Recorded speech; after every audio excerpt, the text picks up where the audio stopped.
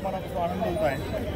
हा जगामध्ये सगळ्यात मोठा असणारा सोहळा संत महाराजांच्या पालखी सोहळ्यामध्ये खरं तर येण्याचा मान मला मिळतो आणि मी इथून पुण्यापर्यंत पायी जाणार आहे। आणि आज तुम्ही सांगतो आईला की संपूर्ण महाराष्ट्रामध्ये एक आनंदाचं वातावरण, वारकरी संप्रदाय म्हणजे खरं सगळ्या धर्मांमध्ये वारकरी धर्म असा आहे की तो सगळ्यांच्या छोट्या मोठ्यांचा आदर ठेवून, मोठ्यांचा इथं मोठा कोण नाही छोटा कोण नाही, प्रत्येकाच्या पायाला हात लावून स्पर्श करून त्याचा दंडवत त्यांना देत असतो, असा हा वारकरी संप्रदाय आहे। आणि आज महाराष्ट्रातला खूप मोठा सोहळा आज या पालखी सोहळ्याच्या माध्यमातून त्या ठिकाणी आम्ही आज 15 वर्षापासून मी वारी करतो आहे। त्याच्यामध्ये पालखी असेल, संत भाऊंची पालखी असेल, दोन्ही पालखीमध्ये आम्ही एकतर आमच्या जेवढे दिंड्या आहेत त्या दिंड्यांना जेवून द्यायचं काम आणि आमच्या सर्वच भारतीय जनता पार्टीच्या वतीने आम्ही इथे कॅम्प लावलेले आहे।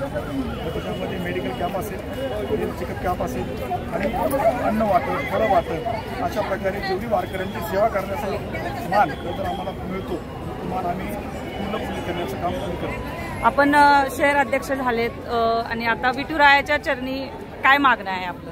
विठुरायाच्या चरणी एकच मागणं आहे की खरं तर हा देश एक सुंदर आला पाहिजे, याच्यावरती कुठलंही संकट आलं नाही पाहिजे, त्याकडून महाराष्ट्रही प्रगतीपथावरती गेला पाहिजे। आज आपण सगळ्यांनी पाहिलं असेल की या देशाचे पंतप्रधान नरेंद्र मोदीजी यांच्या माध्यमातून 11 वर्ष पूर्ण होत हे सरकार चांगल्या प्रगतीकडे आपला देश घेऊन चाललेला आहे आणि विठुरायाची प्रार्थना करतो जशी आता अख्ख्या संपूर्ण देशामध्ये इकॉनॉमीमध्ये 4थ्या क्रमांकासाठी आपला देश पोहोचतोय, तर विठुरायाची प्रार्थना करतो की हा देश 1 नंबरपर्यंत जाऊन येथील सगळ्या नागरिकांना सदन करावं अशी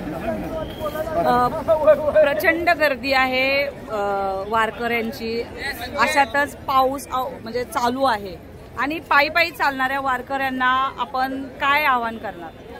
खरं तर आपण पाहिलं असेल की इथं प्रशासन चांगल्या प्रकारे सगळ्यांची योजना करून सगळ्यांचा सेफ्टी विचारात करून घेऊनच वारकऱ्यांना वाट करून दिला आहे। आणि वारकरी आपापल्यामध्ये पाहिलं असेल की शासनाने रेनकोटची एक चांगली सिस्टीम या ठिकाणी दिलेली आहे। रेनकोट वाटप तुम्हाला माझ्या माहितीप्रमाणे काहीतरी 6 लाख रेनकोट वाटप आपण या ठिकाणी महाराष्ट्र गव्हर्नमेंटने केलेलं आहे आणि चांगल्या प्रकारे ही व्यवस्था केलेली आहे।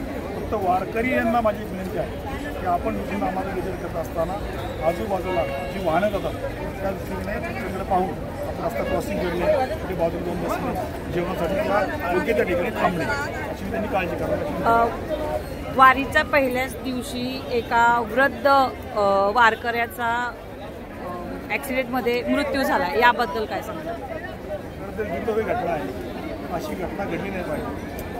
विठुरायाची मी प्रार्थना करतो की आमच्या वारकऱ्यांना चांगलं द्या आणि असं कुठलंही संकट तर या वारीवरती न येऊ नये अशी मी त्यांनी प्रार्थना